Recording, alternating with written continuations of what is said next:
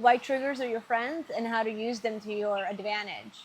In my last videos, I talked about there's no wrong action you can take. The only thing that we need is to reflect back on that.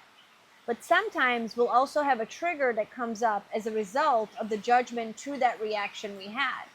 But not only will we have a trigger to our own actions, we'll have a trigger come up for things that are happening around us. If you've ever heard the saying, things happen for us, not to us, that's really important to understand and take in when we start to think about situations that are happening around us that cause us to feel uncomfortable. But here's the reason why triggers are actually teachers. They are things that come up in your body, emotionally, physically, mentally, as stories that tell you, hey, this works for you. Hey, this does not align with who you are. Hey, this is a boundary that's been crossed. Hey, this is a person that just doesn't vibe with who you are. Or it could be in the opposite direction of excitement.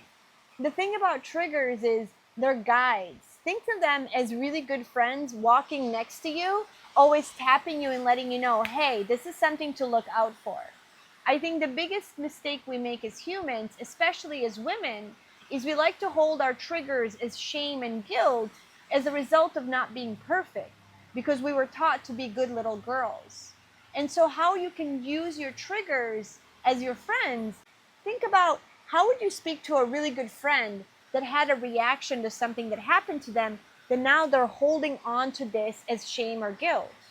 Would you tell them, hey, you should be ashamed of that? Yes, you should be guilty.